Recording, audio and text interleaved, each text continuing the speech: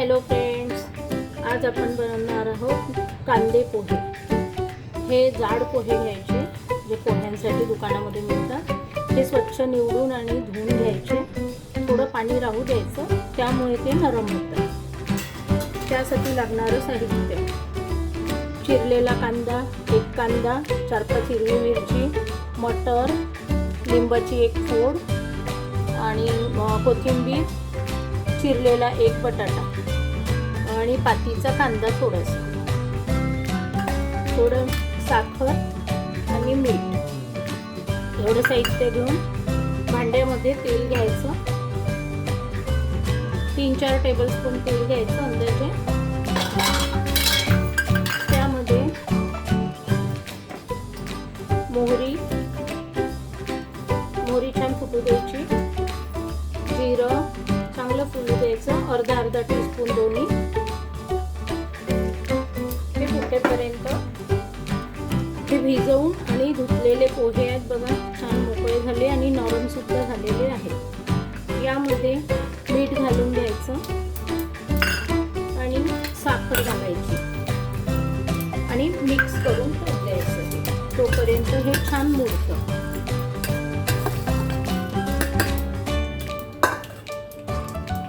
आता मोहरी छान तडतडलेली आहे। तुम्हाला आवडत असेल तर कढीपत्ता तुम्ही टाकू शकता, हिंग सुद्धा टाकू शकता।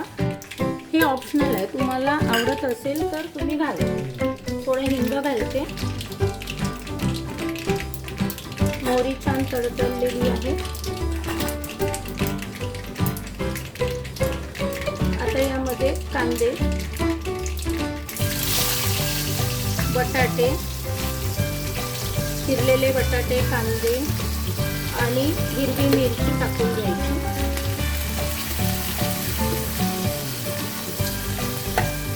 याला थोडं मिक्स करून चिमूटभर अगदी मीठ टाकायचं, अगदी कमी, कारण आपण पोह्यांमध्ये टाकलेलं आहे।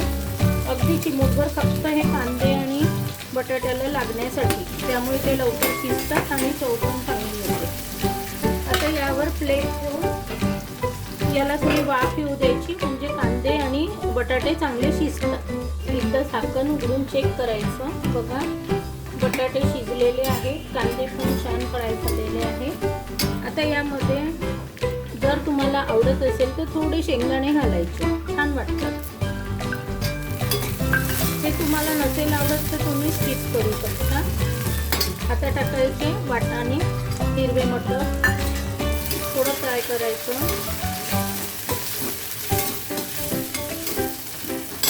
आता यामध्ये 1/2 टीस्पून हळद आणि थोडं किंचित तिखट, नाहीतर पोह्यांचा कलर बदलतो। नाही टाकलं तिखट तरी चालेल, तुम्ही लाल वाळलेली मिरची टाकू शकता।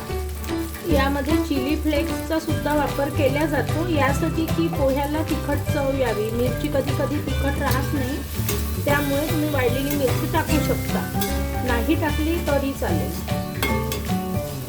बघा, चांगल्या प्रकारे झालेले आहे। आता महत्त्वाची टीप अशी की पोहे कडक येऊ नये, यासाठी थोडं पाणी घालावं।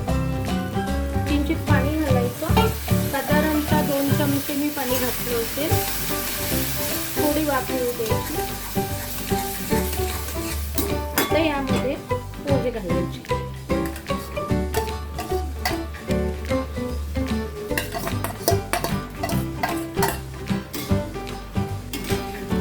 बघा किती सुंदर कलर आलेला आहे पोह्यांना।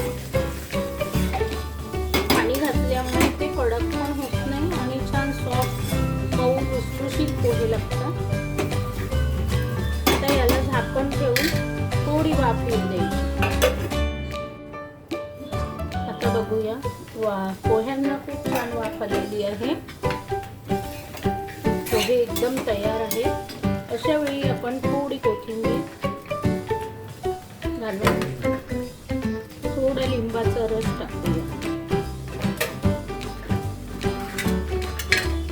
थोडं लिंबू पिळून चवीसाठी, लिंबूमुळे टेस्ट फारच छान येते। बघा, पोहे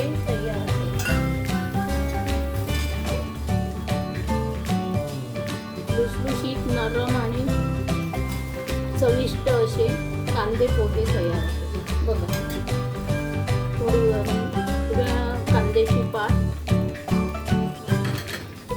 ही टेस्टला फार सुंदर लागते आणि एक लिंबाची फोड असं तुम्ही पोहे देऊ शकता. खूपच सुंदर आणि छान लागतात. नक्की करून बघा.